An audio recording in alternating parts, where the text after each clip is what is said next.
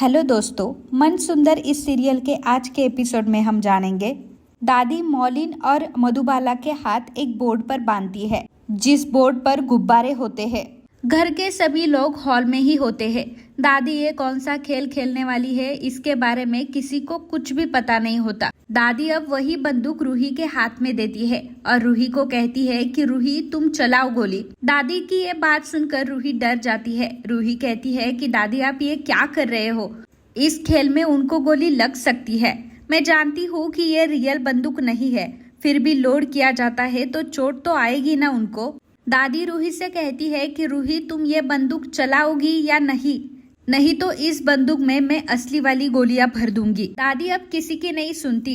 मौलिन और मधुबाला दोनों भी हाथ जोड़कर दादी से माफी मांगते हैं और कहते हैं कि दादी प्लीज हमें छोड़ दो, पर दादी अब किसी की कुछ भी नहीं सुनती। दादी अब रूही से कहती है कि रूही अगर तूने बंदूक नहीं चलाई तो इस बंदूक में मैं असली वाली गोलियां भर दूंगी, तो फिर चलाओ गोलियां। ऐसे कहकर दादी अब रूही के हाथ में बंदूक देती है और रूही को बंदूक चलाने के लिए कहती है।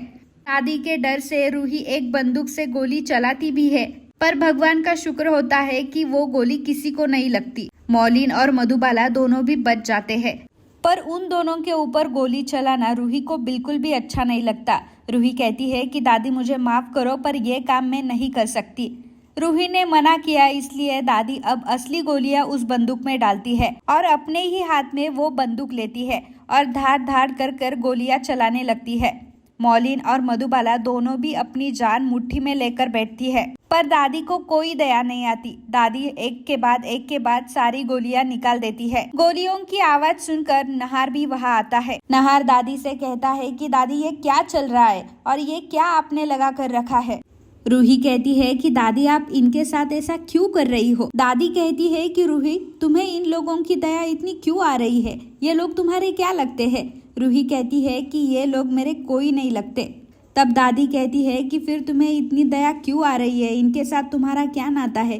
तब रूही कहती है कि इंसानियत का नाता है हम दोनों का। दादी हम में इंसानियत है, इसलिए हम किसी को चोट नहीं पहुंचाना चाहते।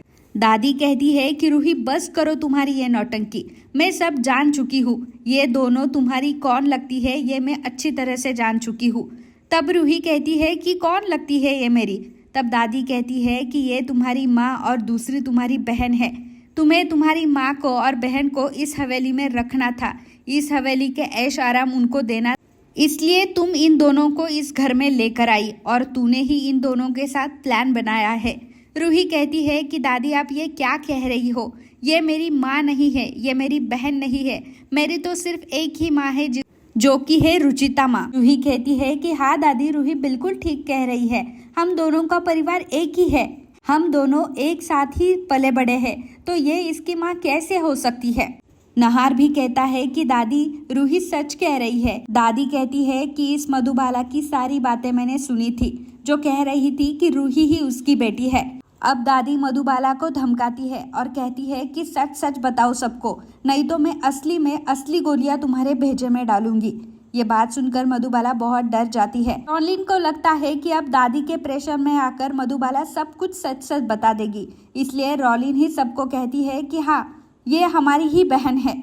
रॉलिन की ये बात सुनकर सब लोग चौंक जाते हैं। रॉलिन इसीलिए सबको बताती है क्योंकि उसे डर लगता है कि अगर माँ ने हमारे चोरी का सबको बता दिया तो इस घर से हमें सीधा जेल जाना पड़ेगा। इसलिए रॉलिन अब सबको सच सच बता देती है और कहती है कि यही मेरी बहन है। और वो मधुबाला से भी कहती है कि माँ अब छुपाने का कोई मतलब नहीं, सबको सच सच बता दो।